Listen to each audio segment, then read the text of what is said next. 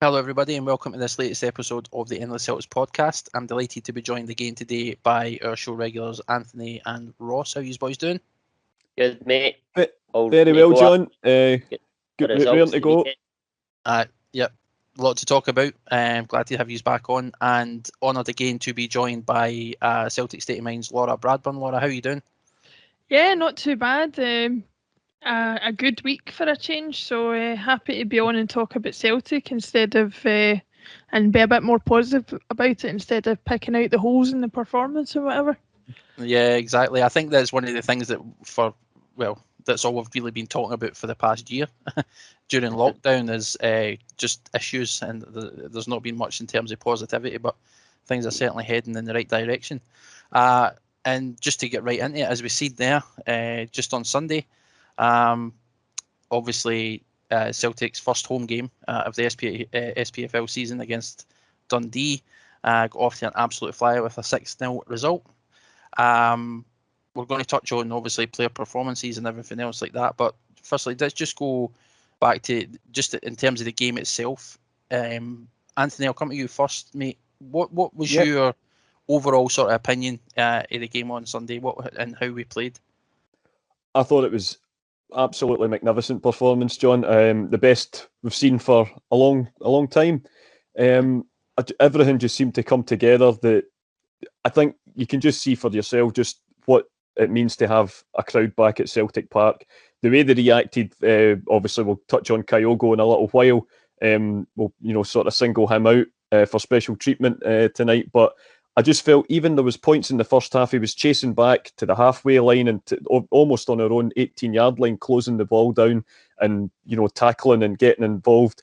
And the fans were reacting to that, and we totally missed that last season. From first minute to last, we controlled the game. The energy was there, the pace was up. I think the players are now we're really starting to see the way that Ange is trying to get the team to play. And it just all came together perfectly yesterday. And obviously, buoyed on by the little positive result we got for Tannadice as well the day before, it just made for a great weekend.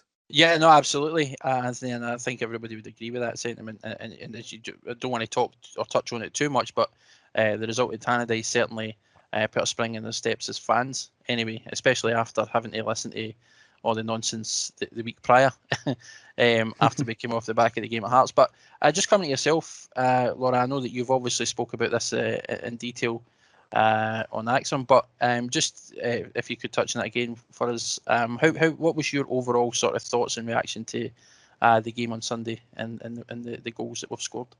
Well, I think for me there was a bit of personal vindication, if you like, because I've been kind of one of the defenders of Ange since he came in, if you like. Now, I'm not sitting here pretending I had a clue who he was before a couple of months ago, because I don't think any of us can claim that. But I read a bit of his book when he was appointed and watched a few documentaries and stuff like that, and was just I wasn't interested in getting involved in the kind of negative talk that was going around him when he first joined, and I was really enthused by what his philosophy was and the way he talked about football, and I was really looking forward to seeing what he could do.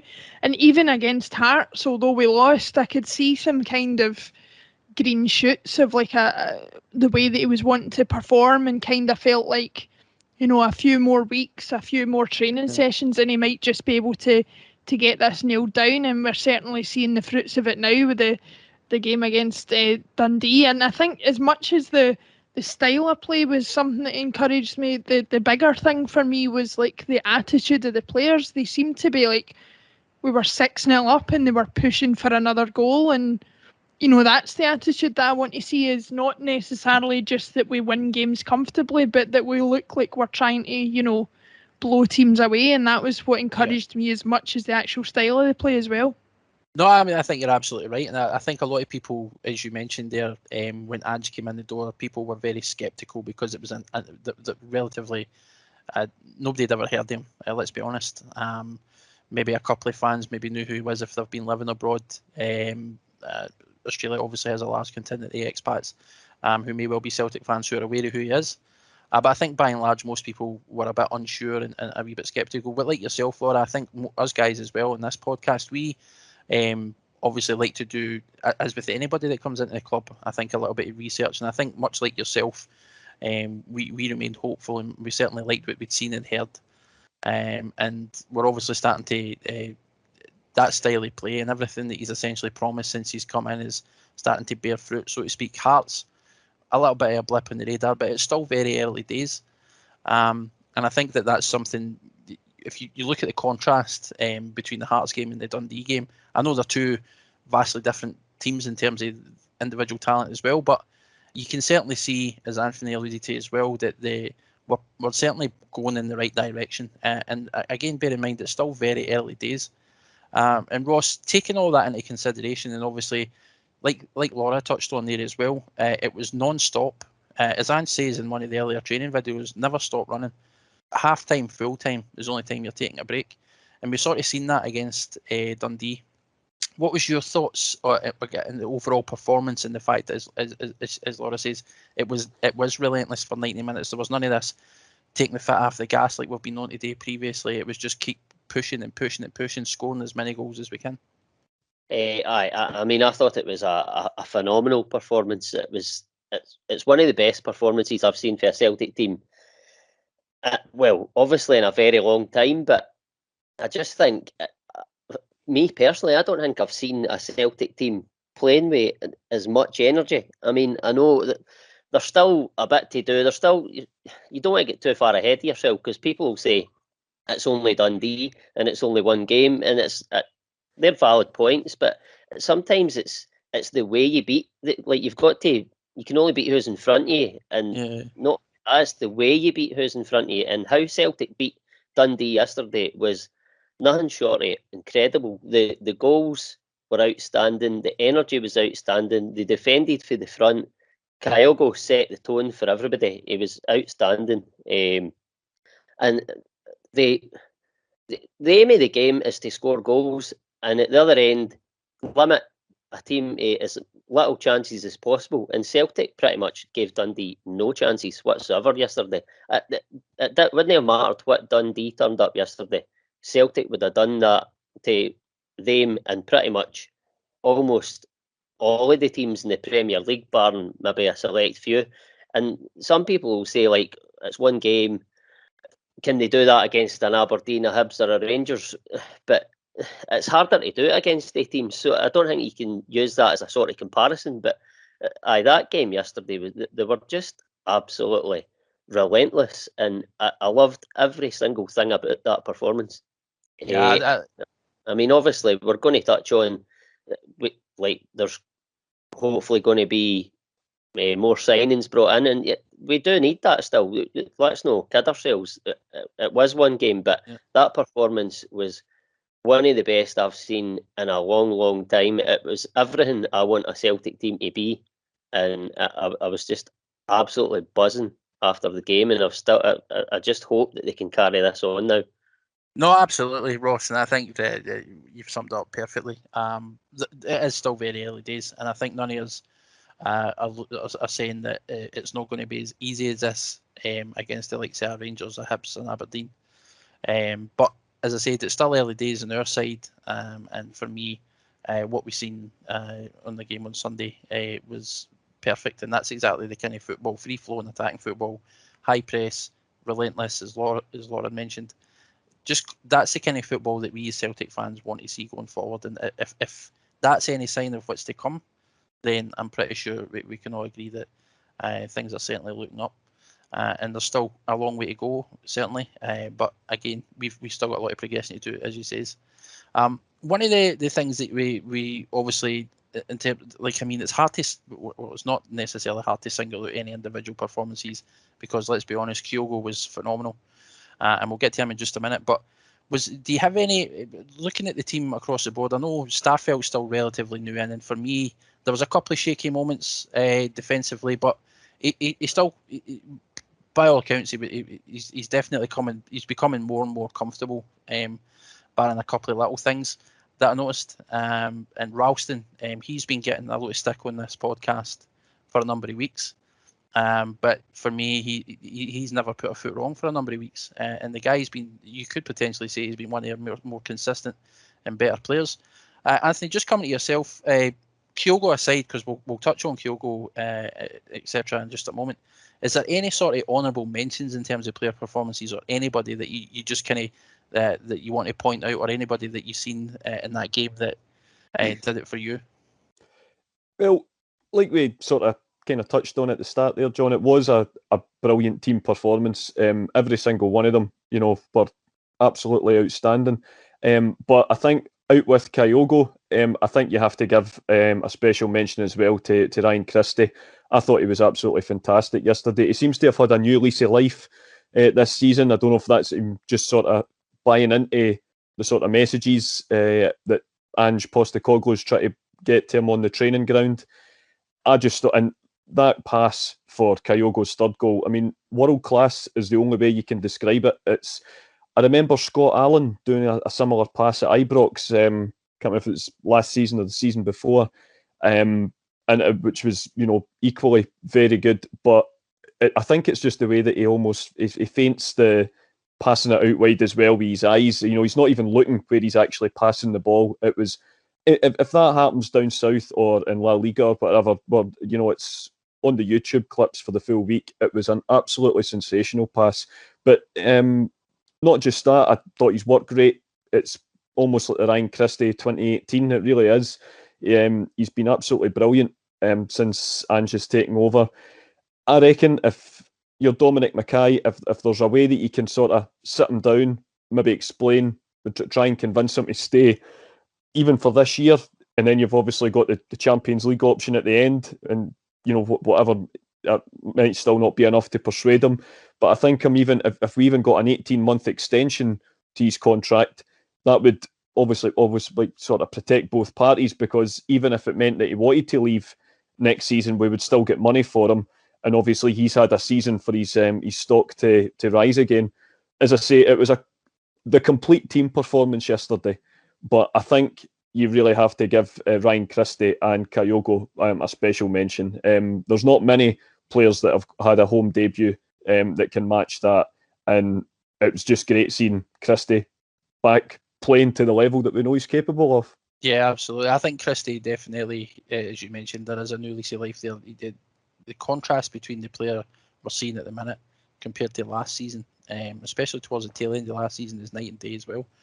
And the contract situation is certainly an interesting one. I believe his contract's up in January, right?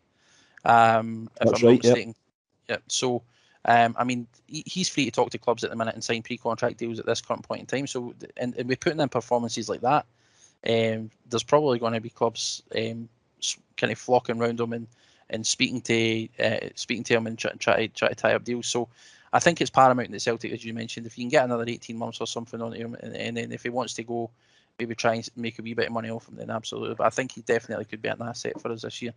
And as you mentioned, his pass to set up Kyogo's goal was fantastic. It had shades of, I'm not comparing the two by any means, but Ronaldinho, you remember Ronaldinho was known for his sort of no-look passes and feeding ball through to players in his Barca days. And it was a fantastic pass, as you mentioned. It should be on some sort of highlight reel. But what about yourself, Laura? As I say, Kyogo aside, because we're going to touch on Kyogo and his performance separately in just a moment. But was there any other players? Do you agree with the Christie sentiment? Is there anybody else that you want to sort of give a shout out to? Yeah, I think Christie was a pretty obvious one, because he had a couple of assists and just looked generally very dangerous down that left-hand side where I think we've struggled to get somebody to consistently perform. Elyounoussi, who was on the left an awful lot last season, didn't perform all that consistently, and but even still, he was going to be hard to replace. So it was encouraging to see Christie put in a performance like that, and I hope to see more of it. The other player that I haven't seen getting as much praise as I would have thought he deserves is Abada on the right hand side. I thought he was equally as dangerous.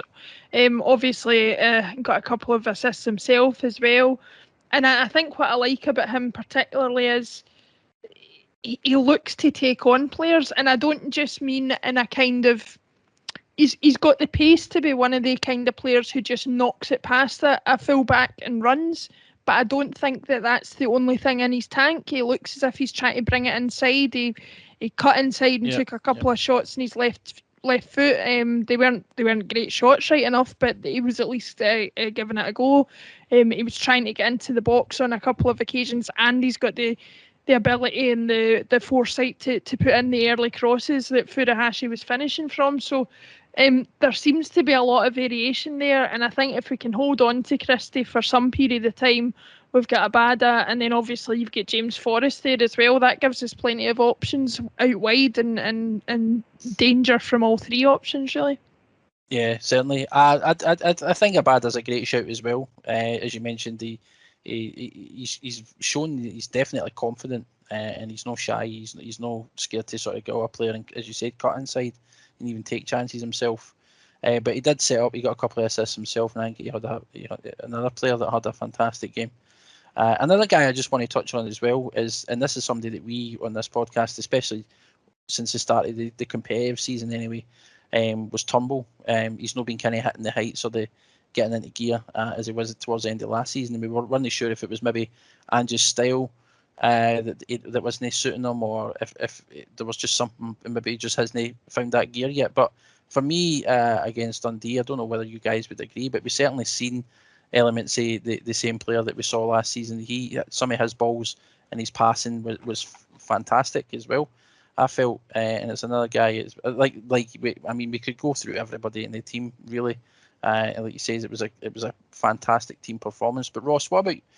Is there anyone in particular that stood out for yourself? Anybody different from any other names that have been mentioned? I thought Barkas was pretty special in the warm up. That was. Did you see that? That was a disaster. That was dire, man. Honestly, I couldn't actually believe what I was watching. But I'm just so glad that Hart's in goal now. But I mean, you've touched on the main guys there. Christie was absolutely outstanding. I would do everything in my power, everything I possibly could, to get him to extend his stay at Celtic, because if he brings the Christie yesterday and the Christie old, then he's unplayable at times, and his energy is perfect for this team. And Abada, again, he's just added something that was missing last season. Just width. We were screaming out for width last year, and like a direct winger. Obviously, Forrest was injured for a big chunk of the season, but with no balance, because we didn't have, like, we had Elyounoussi for a wee while, but he always wanted to come inside, so it was too narrow at times. But I think Abada, what I've seen him, he's not a great striker of a ball, but he seems to get himself in the right position at the right time, and he's picked up a few goals for that. He's ghosting in for the far side, and at the back post or whatever, and he's getting his shot off. He's not catching it great, and he's there for the rebound or whatever. He just seems to be in the right place. But I agree with you on Turnbull as well. I thought his best game of the season so far. I think he pulled the strings in there, and I'm sure he linked up with Ralston for one of Kyogo's goals, and he played it with the outside of the foot over the kind of the top to out wide to Ralston, and he played it. I'm sure he played it in for Kyogo's. Can't mind what goal it was. It was one of his three anyway. He scored that many, lost count. But they were the guys that sort of stood out. I thought Rogic sort of shades the old a wee bit. He's still well off of that, because Rogic certainly under Brendan Rodgers' tenure was one of our best players. He was a fabulous player. He's obviously fell away from that, but you've seen shades of it coming back. Whether he'll be first choice in that number 10 role, I don't know. I think it'll rotate all season. I think Christie will play in there if he's going to remain at Celtic. I think he'll rotate with sort of Rogic, and then Christie and Forrest will maybe change over on the left hand side and things like that. So I think we've got a lot of good options at the top half of the park. Granted, I still think, given that Ayeti and Griffiths seem well out of the picture, I still think, and if Edouard goes, I still think we might need another striker in there. But we're certainly loaded with options at the minute, and it wouldn't do any harm to have another option.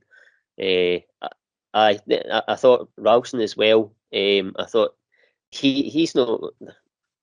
I think everybody will agree. I don't think that, and it's really unfair to say this, but I don't think he's our right back, our first choice right back. But he's absolutely been outstanding for us for the start of the season. He gives his all every single game.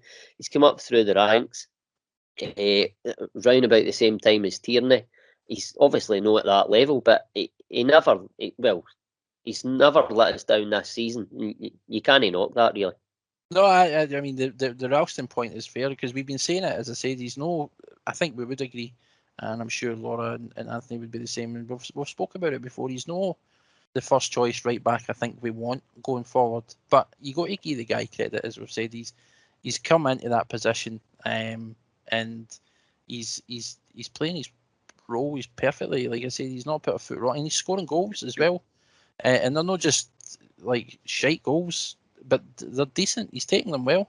I mean, the striker. I've seen strikers struggle to take goals as well as that. So, I mean, he deserves. He certainly deserves some credit. Certainly. But what I want to do now is just touch on obviously the man of the moment, Kyogo Furuhashi.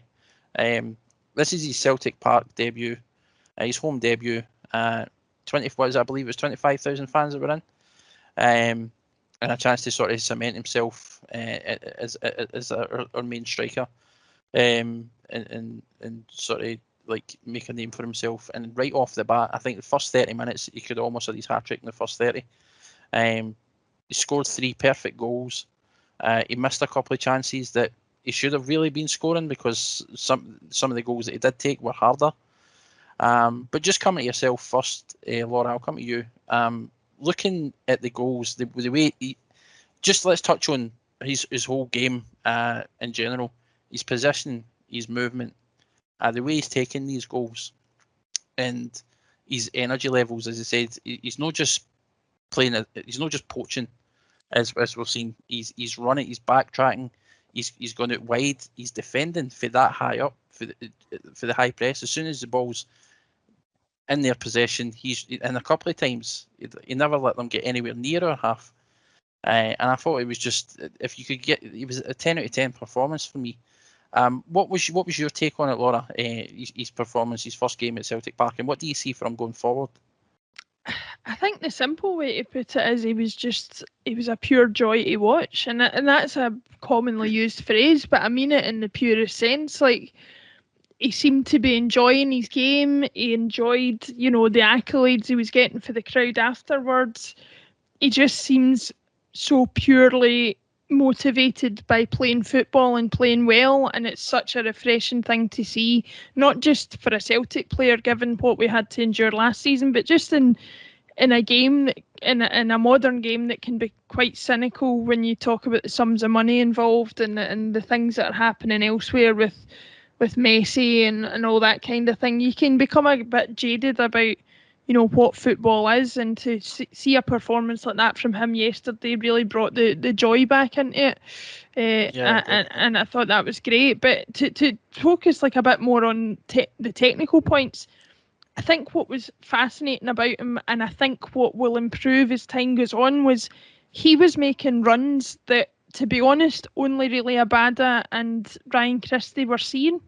And I hope that other players get used to that. I think Turnbull could get used to that and has the ability to play the right passes to him. I think McGregor will catch on to it pretty quickly, and hopefully James Forrest when he's in the team as well. He just always looked as if he was on the shoulder of the defender, looking for that wee run, looking for that wee pass, and was making runs that I've not seen a Celtic striker make for a long time. My colleague on Axom, Tony Haggerty, sort of was making comparisons to Larsson, and although it's very early days, and you have to consistently provide for 7 years and score the number of goals that Henrik Larsson scored before you can be compared, I could see what he meant in the early comparisons. It was it was the style of movement and the running that was there. There was even a point where he was fouled sort of deep in Dundee's half, and the camera was on him, and he ran. The only reason you saw it was because he got up and ran as if he was expecting a quick free kick, and for the ball to go through, and it get chopped off because the referee wanted the free kick taken a bit less quickly, but it just was a sign of his attitude and his get up and go. And if he can put that kind of attitude into every game and that kind of enthusiasm and joy and hard work, then I don't think it's going to be the last hat-trick we see from him, never mind the last goal. Yeah, no, definitely. And I think you mentioned that you can see the similarities. The last thing you mentioned, obviously, Tony's comparison. But I think that's agreeable. We're not, obviously, you're not comparing the two because, like he says, he needs to put 7 years graft into the shirt and score the same sort of the volume of goals as Larsson did. And I think that not many players are going to be doing that. But as you mentioned, his movement, his positioning, and how eager he is and things like that, that's something we've not seen since Larsson, at least I would say. And it is an absolute joy to see. And he genuinely looks happy playing the football he is as well. Would you, just quickly, Laura, given obviously the sort of lacklustre striking performances we've seen last season, and the Edouard, by comparison, at least what we've seen on Sunday, is he's nowhere near that sort of those levels of energy, or he doesn't seem to be putting that much effort in. Do you think Kyogo is the answer going forward? Do you think that's the striker crisis that we had has been averted, or do you still think that it's an area that, as Ross mentioned, Ajeti and Griffiths, could they still play a part, or do you think it's still something he needs assistance? Well, I think the very least you can say is that Kyogo's done enough to cement his place as the first, not only the first striker on the team sheet, but one of the first names in the team sheet. So from that point of view, he has solved an issue for us. But in terms of, what happens if he picks up a knock, or if he's unavailable for a match for whatever reason, the drop off between him and the other strikers that we've got in terms of quality and work rate is not even comparable. So if we can, I would still want to shift on Ajeti or Griffiths or both, and try and get somebody else in, because I think until we can get somebody who is of the quality and of the work rate that he is at, then the problem isn't solved, because you're only one suspension or one injury or whatever away from being in real trouble. Yeah, no, definitely. And I think one of the things that now we face as a club looking for players going forward is Kyogo has set a very high bar. And this is, you're going to need to be pointing at him now and then saying, this is the kind of work rate we need. This is the kind of level of energy we need. And it's going to be very difficult to find players who can sort of match that. And I completely agree with you, Laura. I don't think there's anybody in that team, Griffiths, Ajeti, or even Edouard, who very likely is probably going to be leaving, but is that sort of ilk, and I don't think that they can fill that void if you say, as you say, if Kyogo picks up an injury of any sort, then we're back to square one. So I think it is definitely an area we need to sort of look at as well. Anthony, just coming to yourself, what was your overall thoughts on Kyogo's performance, the goals, his attitude, his movement, everything else? And do you think that he's the answer? And what's your thoughts on that? Just before, when we were coming on tonight, John, I was trying to sort of rack my brains and remember, think of all the great home debuts that, some of the heroes of the past have had. And, you think of sort of George Cadet breaking the sound barrier on Radio Clyde coming on against Aberdeen, or Jan Vennegoor of Hesselink turning the game against Hibs when it was his debut, or, of course, you think of, Nakamura as well, had a fantastic debut against Dundee United at home, and also who else was I going to say there? Lubo as well. Yeah. He was, he had a fantastic start as well, especially given all the negative press that the so-called experts had printed in the Saturday morning papers. I think he really made them eat their words. But I'm genuinely was racking my brains all day to think of one that matched that, and I just think, like Laura's touched on, his work rate, his anticipation, and where he wanted the ball to go, he just never stopped the full time that he was on the pitch. And like you say, the goal threats, he's going to score an absolute barrel load up here, provided he keeps getting that service from our wide men. It was an absolutely terrific performance. I do still think, though, however, that we will have to you assume that Edouard's going to be going at some point, maybe in the next week or so. It might happen sooner rather than later. So with that, significant money that we'll no doubt get for him, I know PSG are entitled to quite a fair chunk of that, but we have to reinvest that in the forward line as well, because you can't just rely on one player. Although Ajeti was made captain by Ange for his first game, which I actually thought, I agreed with Ross back a few weeks ago when we were recording. I thought that was a good bit of man management. He hasn't really featured much since, which suggests that he's maybe not as in the manager's immediate plans as we maybe first thought. And, when the camera panned in on Lee Griffiths yesterday sitting on the bench, I turned and said to my dad, penny for that man's thoughts. He just, he seems to be sort of completely out of the picture at the moment. And did they not have his head buried in the phone or his phone or not? Like there was a I wasn't going to bring that up, but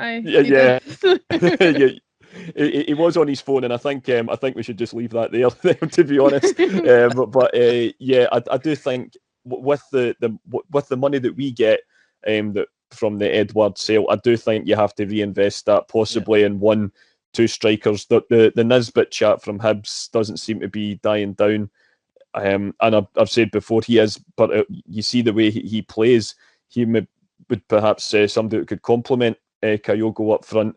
And then the thing is, he seems to be intent on playing almost like a sort of 4-3-3 formation, which takes out your perhaps, if normally we're used to playing with 1 or 2, and obviously when it was a traditional 2, it would maybe be a big target man plus, you talking about Henrik there, it used to be obviously Henrik would be alongside either Sutton or Hartson to take all the blows and all the knocks, and he could do his stuff when the ball came on the ground.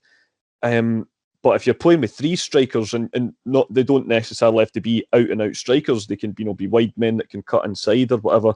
It maybe means that you don't necessarily need the inverted commas traditional striker to bring in. But obviously, we do still, there is still a few positions we need to strengthen, and definitely, I don't think you're going to get all that done in one window, but definitely I think going forward, possible, and hopefully before the window closes, I do think we need to bring in at least one more up front to give us sort of more options going forward. Yeah, no, definitely. And what about yourself, Ross? Just on the Kyogo performance. Just the same question, mate. Just Kyogo's overall performance, his goals, and what do you think about him? Is he the main striker going forward? Is he the guy to solve that striker crisis, and does he still need backup?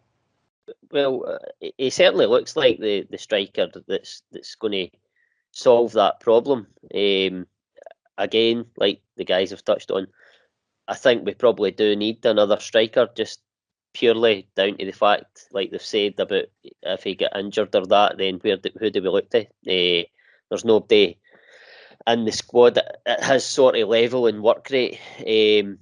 But at the moment, he looks the main man, and it's what a difference it makes to your team when you've got a central striker that wants to be here and wants to work hard and wants to play for the team and score goals and do his bit.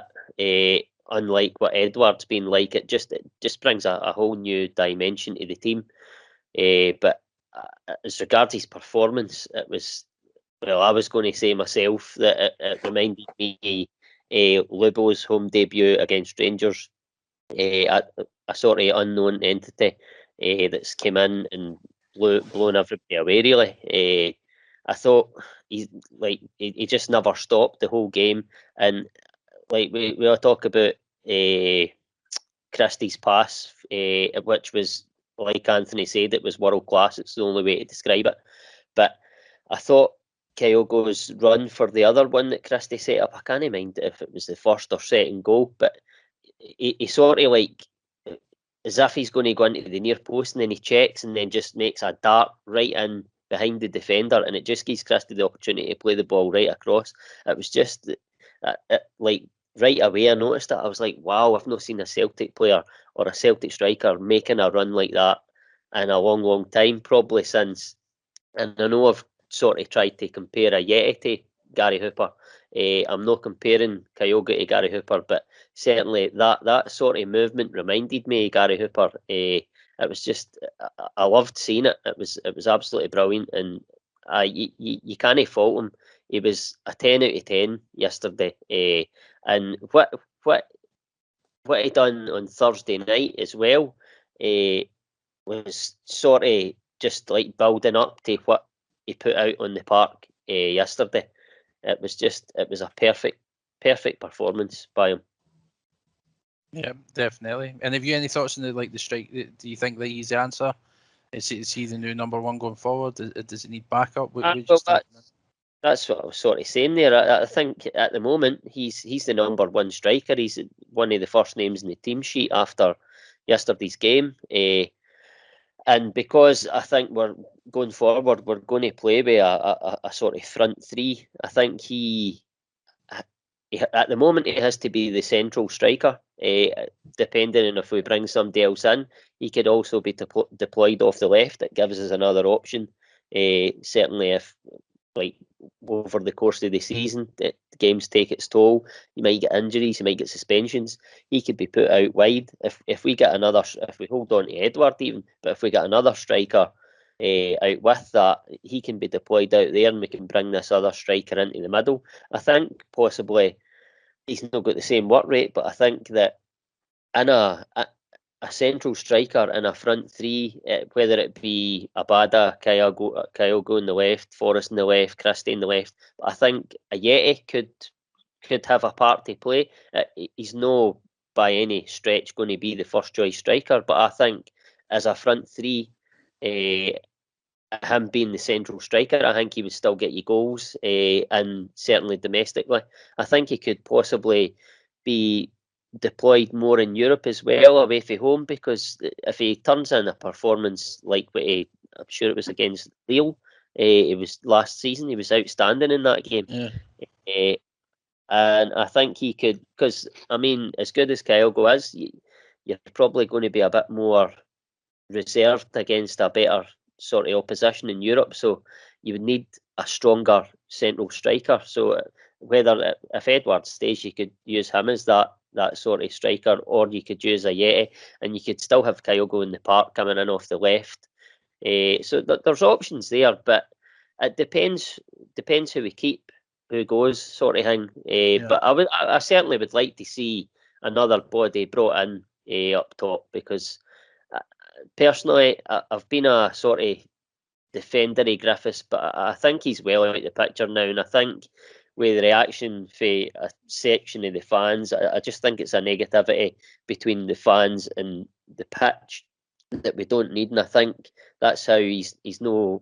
It's a big reason why he's not featured in the last few games. I think Griffiths' time could be up at Celtic. He's done brilliant for Celtic. He really has down the years, but the last wee while, it's evident that he really hasn't. He's not been in the right headspace or whatever to be playing at a club of Celtic stature. I think he could be moved on, and that would open up a space for to bring somebody else in. Who that'll be remains to be seen. But I would like to see another body in there, but I still think we've got enough at the minute for going forward with Kyogo being able to play two positions as well. Yeah, no, absolutely, and you've made some really valid points here as well, especially with Kyogo also playing at the left. I think that's something that I certainly forgot. I think because he was touted as a sort of left-sided player as well before he even came in. So, I mean, like you said, if you can find another player that can complement them, and like you said, if Ange's going to be playing that, then you're likely to see quite heavy rotation through that area. So, I mean, it's certainly something I think we may well see going forward. But just touching on obviously players staying and players leaving. In addition to Kyogo, two other new boys recently just came in. Joe Hart, who's seemed to have cemented his place as first choice keeper, thankfully, and McCarthy. And I'm hoping Anthony gives us a wee impression, because his press conference was. I know that people have kind of had a wee laugh about it and say that sort of they reminded him of Brendan Rodgers. The actions, he's very soft spoken and things like that. It made me laugh. But how do you feel? Just quickly, guys. Anthony, I'll just come to you first. Joe Hart is the number one keeper going forward. You happy with that? And McCarthy, do you think he's got a role to play? Absolutely, John. I mean, listen, you know I've got a keen knack for impressions, but I'm going to have to do a wee bit more studying before I can nail down James McCarthy's man, because I don't know what planet that accent's for. I really don't, mate. I'm going to need to work on that before Saturday night, I think.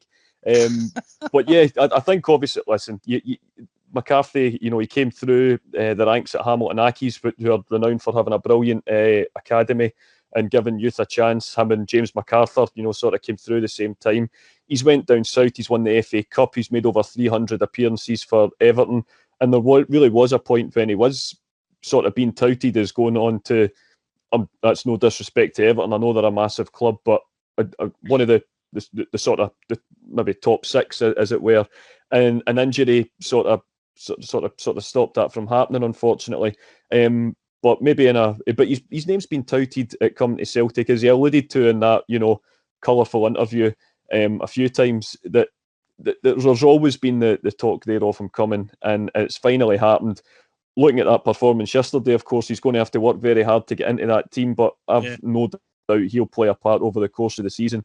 And as for between the sticks, well, you know, I was on last week, and me and even Francis, who's been a big defender of Barkas, we were essentially sending out an SOS for a goalkeeper. You know, I was on the verge of tears. Just get us a new goalkeeper in, and the news broke just as we finished recording that Joe Hart was going to sign the next day.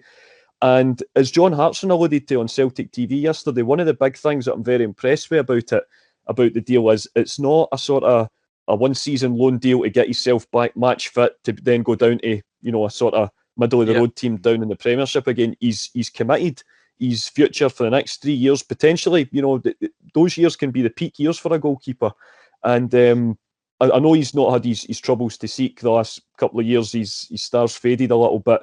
But if you've earned over 75 caps for the England national team, if you've been Manchester City's number one throughout the years when they were sort of coming to the fore, and obviously he was the man between the sticks in their 2012 League One and 2014, I believe. Obviously made cup finals as well. You know, he's maybe not an Ederson or a Van der Sar or anyone else, but to be fair, I don't actually think down south's blessed with that many elite goalkeepers either, to be fair. So I think we've got a real coup here. Obviously, he was a little bit rusty on Thursday night, but yesterday I felt, you know, he had very little to do. But as he alluded to in his pre-match interview, that's something that he's perhaps used to a little bit at Manchester City, which means he's got to be switched on when he is called upon.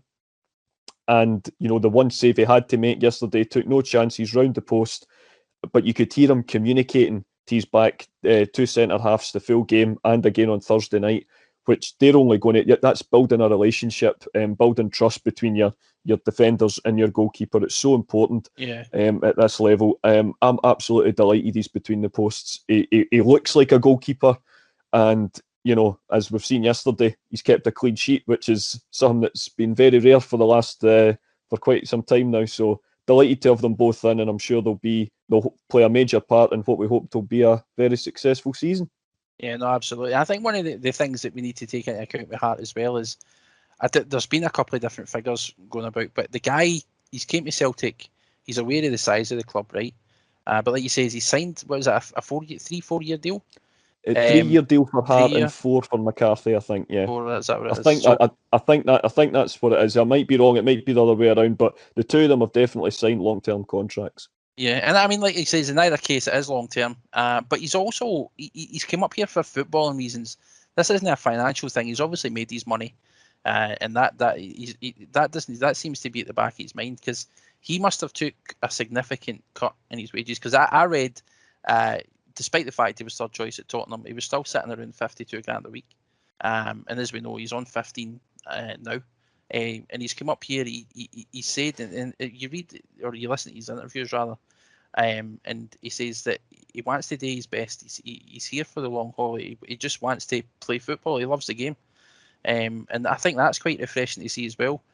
And like I say, if he can find any sort of form that he had previously when he was at Man City and he was in the England setup, then we're certainly going to benefit from him. But and as you said that, and I'll come to you just in a minute, Laura, because I want to hear your thoughts on this as well. But that commanding of the back line and the defence, as you touched on, Anthony, that's something that we look like we've missed. Bain didn't seem to do that for me. Barkas was more or less mute.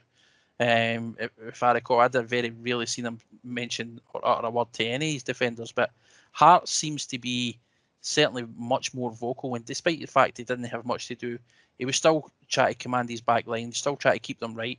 And even at the end of the game, when like Callum was trying to bring them in for another wee huddle, which I thought was great, Hart was sort of ushering them in as well, and sort of like making sure that they were part of it and that people weren't getting away for that. Laura, what's your thoughts? Just, you don't need to get into too much detail, but where are you sitting on the Hart situation in terms of your goalkeepers and obviously what's McCarthy's position going forward? The Hart thing is kind of conflicting me, because I think initially, and probably most importantly, I do think he's a better goalkeeper than anything that we had. So from that point of view, he's a straight upgrade and nothing to complain about there. The couple of concerns that I did have about him when I heard he was signing was obviously, as a few people have alluded to, Ange is wanting this ball-playing goalkeeper who sits quite high up and is involved in the play. And anybody who's a follower of Pep Guardiola, as I am, will know that was one of the main reasons that he was given his marching orders at Man City, because it was felt that that he didn't have that skill in the locker. But it was interesting. I listened to his answer to Natasha, who I know you've had on the podcast before. She was at the fan conference speaking to him and asked him about that specifically. And he gave a really interesting answer, said that he didn't really understand what he was being asked to do by Pep when that was originally asked of them. He didn't think it was the job of a goalkeeper. But I think in the years since, he's gone away and learned, and he's appreciated that, it's an ever-evolving game, and he has improved his skill there. So I'm hoping that comes to fruition. The other concern that I did have was I used to blog for an Italian football site a few years ago, and one of the years that I was quite heavily involved in looking at Italian football was the year that he was on loan at Torino, and he had some pretty high profile mistakes at Torino. They thought it was a coup that they'd managed to get him from Man City, and at the time I suppose it was, but he made a few high profile mistakes.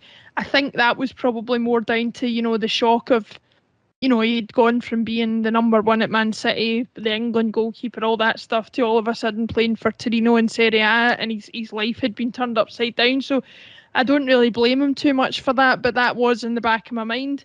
I'm encouraged by what I've seen from him so far. I think I agree with what you are saying about him commanding the area, and I think at the very least that and his shot-stopping ability making an upgrade, and I'm willing to go with that. And as always, he's a Celtic player, so I'll back him. As far as McCarthy's concerned, I think the positives that he brings are the experience that Anthony talked about, and the fact that you don't need to tell him what it means to be a Celtic player.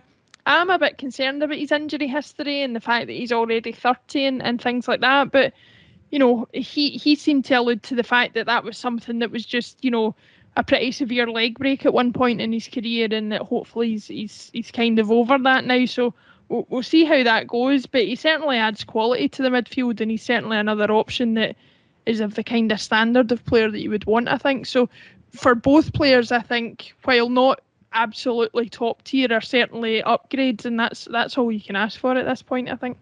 Yeah, absolutely, and I think those are good points as well. And obviously, like you said, if you obviously a fan, as you mentioned there, that you're a fan of Pep, and his initially Joe Hart being dropped because he didn't fit into that style, I can see why that would certainly be a concern. But if it's something that he can obviously adapt and learn, then I don't see any issue. But for me, ultimately, as a goalkeeper, his job's to keep the ball out the back of the net, and as long as he can do that, then I'm happy.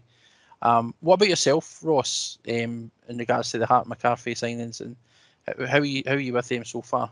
Well, like Laura, with both signings, I met it with a level of scepticism. I was unsure because of the amount of football that Hart had played, and I was aware of his high-profile mistakes in recent seasons. But she made a very valid point as to how his life was turned upside down. Sometimes you don't take things like that into account. I never gave that a thought really at the time, right up until Laura's just said that there and now. But I mean, in the days that have came since he signed on, certainly with not so much his performance, he's not had a great deal to do in the two games. Obviously, he conceded 2 goals in the European tie, but I don't think there was a lot he could have done about them. But in the days since he signed, I've sort of come round a bit, and I like the fact that although he's a goalkeeper, he's a leader. He's still a leader on the park, and when he's touched on there how he was ushering everybody over to Cal McGregor. I think him and Cal McGregor have had a conversation, and McGregor will sort of lean on him for advice. I know McGregor's been at Celtic a lot longer, but just for more leadership qualities and stuff, and he'll help him out in that sort of captaincy role. I think he brings a lot to the squad, and he's absolutely an upgrade for what we've got. And at this moment in time, I'm very happy that he's our goalie. As regards McCarthy, again, injuries and stuff, hasn't played a lot of football. I was sceptical again, but I mean, time will tell on that. He's certainly, again, he brings experience. That's the main thing that the two of them bring, and it's something that the squad has been lacking. We've got a few good young players, and we have got some, like say Forrest and McGregor. You could say he's an experienced head now, but you still need more experience. And I think that in McCarthy and Hart, that certainly comes into the squad, and it's something that you really, really need. Whether he's got, I wanted a sort of like a midfielder with a bit of physicality, a bit of dig. Whether he brings that, he's certainly got a bit more dig than, like say, McGregor or Turnbull.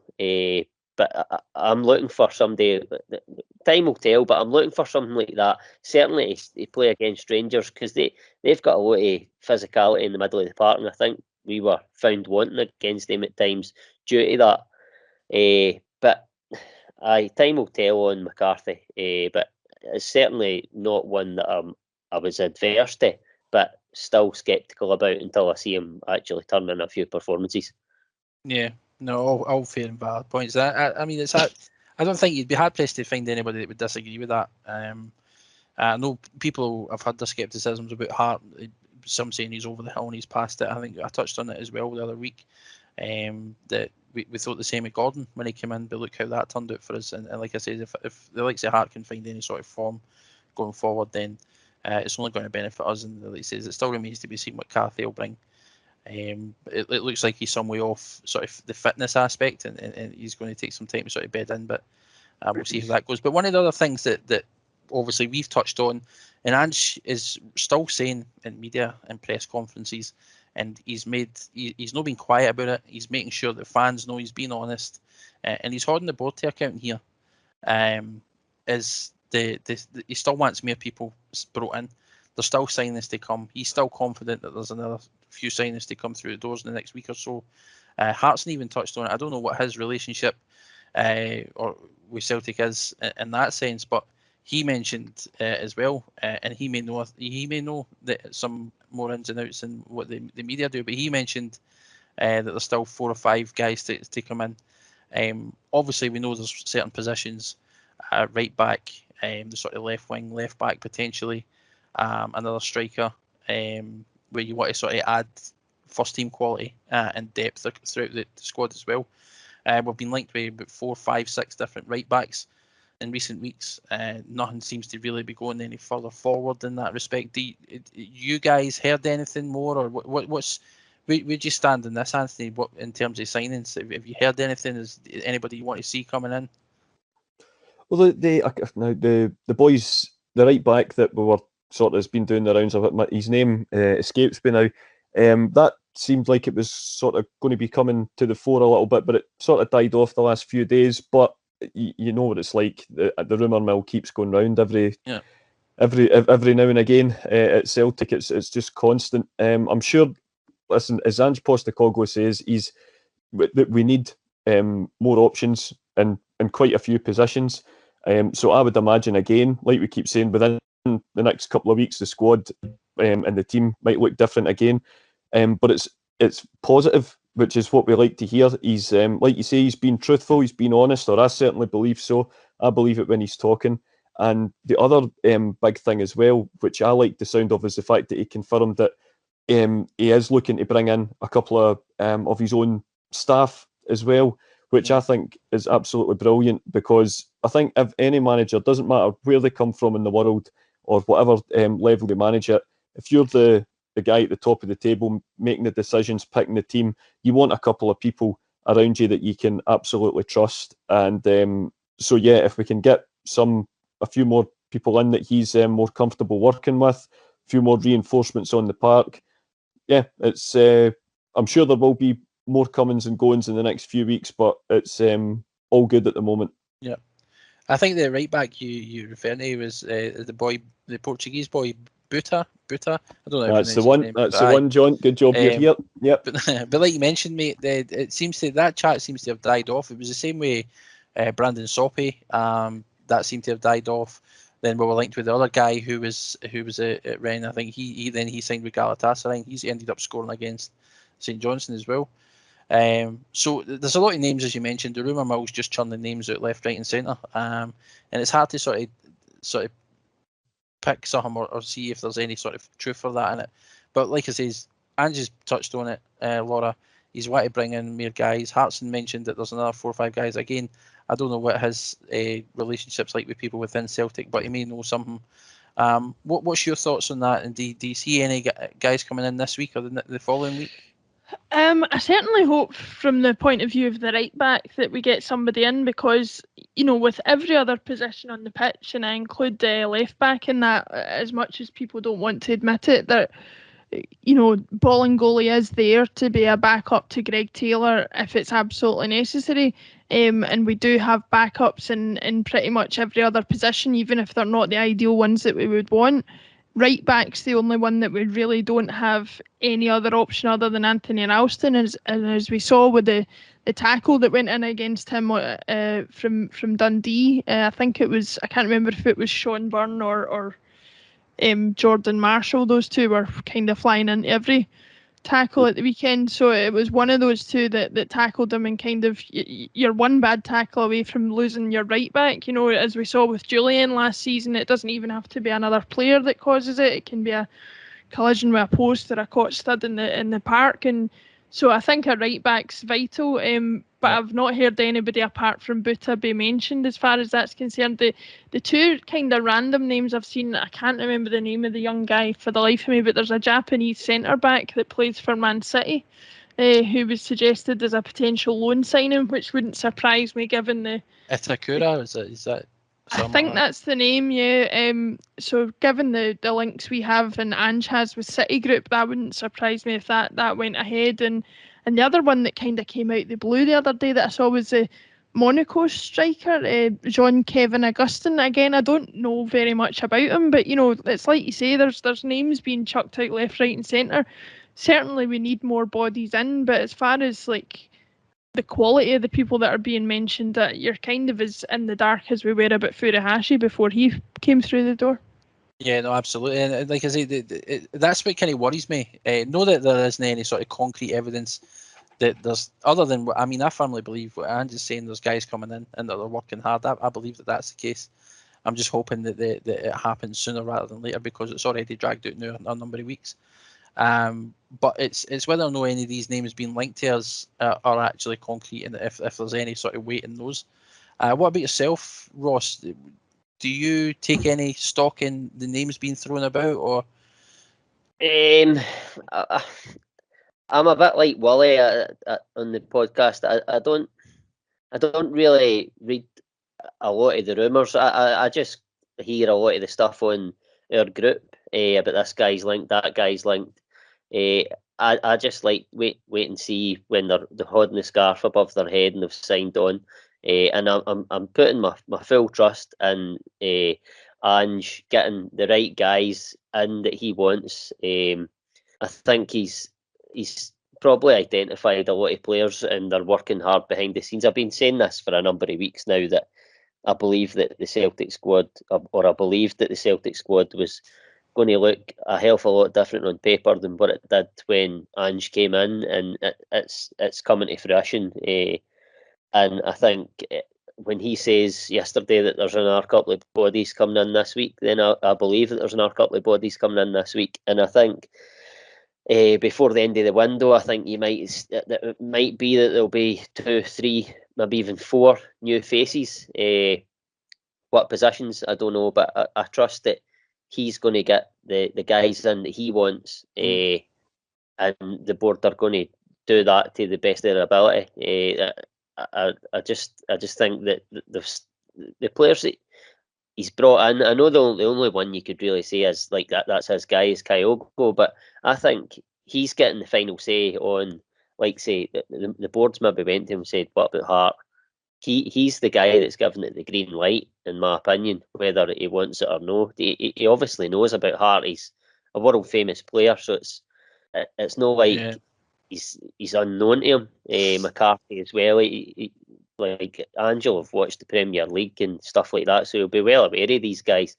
So if he says there's 2 bodies coming in this week, then I believe him, and I'm very excited about the moves that him and the board and Mackay are making, and everything seems positive. And I know it's very positive off the back of the Dundee game, but I've been feeling like this as regards signings, and the wheels are in motion of this process. I've been saying it for a number of weeks now, that I just believe that the process is in motion. And a lot of people are saying it's dragging out. The stuff that happened in the summer is dragging out. I don't think the signing of these or the guys that he wants to bring in, I don't think they're dragging out. I just think it's taking.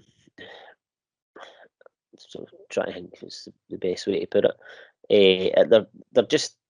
They're not taking their time, but it's not just like Football Manager, if you like, where you just go onto the computer and you just sign these guys. It takes time, and obviously in the climate, the way things are with COVID and stuff, I just think it's no dragging out. But the players that he wants will be in before the window closes, within reason. Obviously, he'll probably add to the squad again. Some people might leave in January, but I think by the time the window closes, he'll be very happy with how the board have backed him.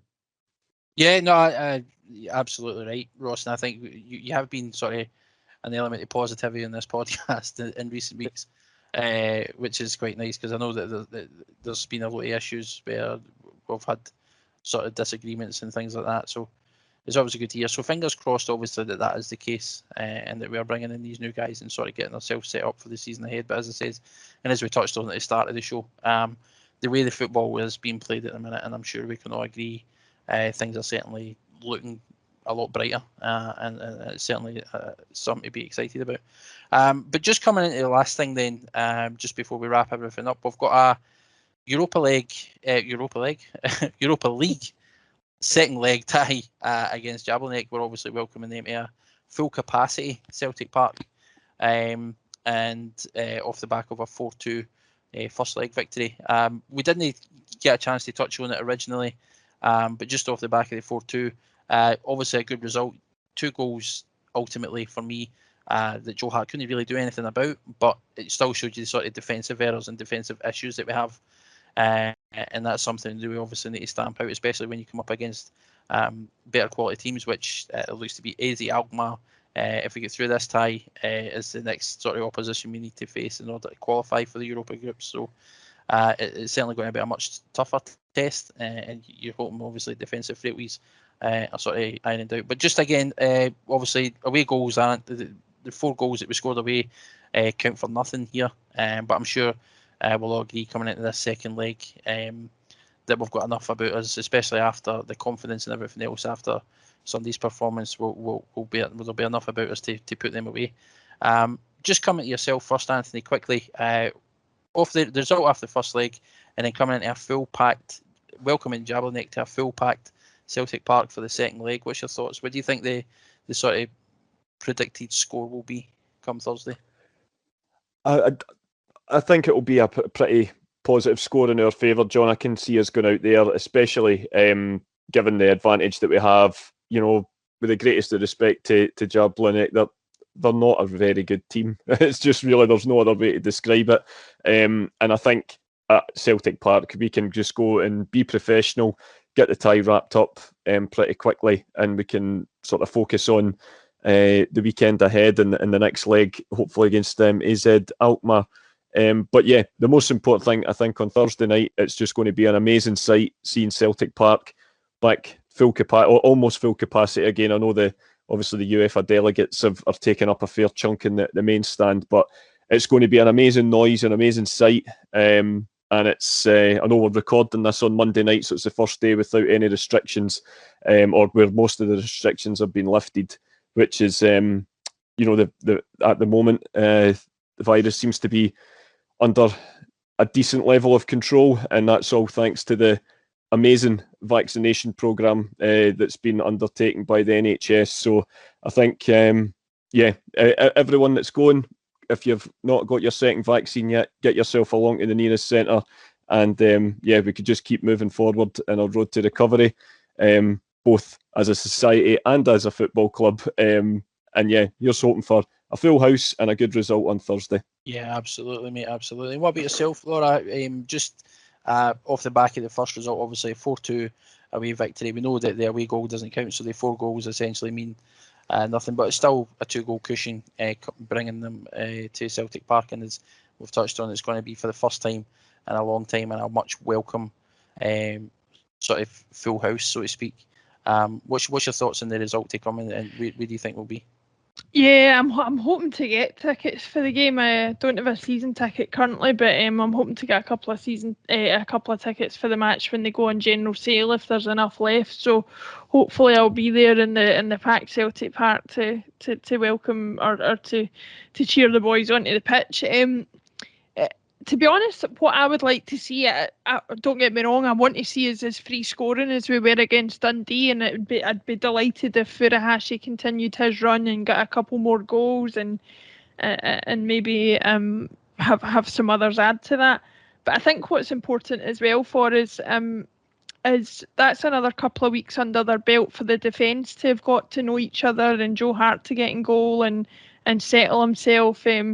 Flying out to Czech Republic and straight into goal for him must have been a difficult one on Thursday. So I'm not sure that his performance in conceding 2 goals was necessarily a true reflection of how good he can be. So I'd be really encouraged if we could keep another clean sheet on Thursday night and just see more signs that the defence are getting more comfortable with each other. And that's definitely something I'll be looking out for. But as Anthony said, just after the 18 months that we've all had, 2 years that we've all had, the idea that there's going to be a full Celtic Park on Thursday and a bit of normality is coming back into the world is just a fantastic thing. Definitely, and I think everybody's going to be super excited for that. What about yourself, Ross? What do you think? How you see Thursday going for us? Just another positive performance. I think, as Anthony alluded to, they're not a very good team. We conceded 2 against them in the first leg, so I would like to see us come out the traps quick and try and blast them out early. Maybe get into a good lead, take some of our big players off, just to give them a bit of a rest going into the weekend's game. But if we can get them put away early, I'd like another high-scoring game, maybe something like a 5-0 or something like that. I'm not asking for much. I fancy that we've got plenty about us. I don't think they are. Well, I would probably say they're a better team than Dundee. But if Celtic play anywhere near the level they played on Sunday, then they won't be able to live with them, and it'll be a high-scoring game, I think. Yeah, no, I think we're all hoping that it's going to be the same. For me personally, I think we've got. I don't think Jablonec are going to be able to handle the noise. And like I said, if we can sort of keep up the same sort of performance we did against Dundee, I think they're going to get a bit of fright. So it could be quite a high-scoring game, or at least I'm hoping so. I'm going to just fans as well. I'm just saying, especially feeding off the fans with the packed house, it's going to make a massive difference. They both feed off each other, the players and the fans, with the reaction to how they're playing. So that'll help as well. Yeah, and I don't think, as I said, Jablonec, with all greatest respect to them, but they've no heard anything like this, and this is going to be the first. I don't think we're ever going to hear anything like this, given the amount of people that's going to be there and how long it's been since I've been back. So I think it's going to be quite the experience. Just quickly then, Ross, give me a quick score prediction for Thursday. Again, 5-0. 5-0. Laura, yourself? I'll go a bit more conservative on the scoring front, but I'll stick with my hope for a clean sheet, and I'll go 3-0. And what about yourself, Anthony? I'll go in between. I'll say 4-0. 4.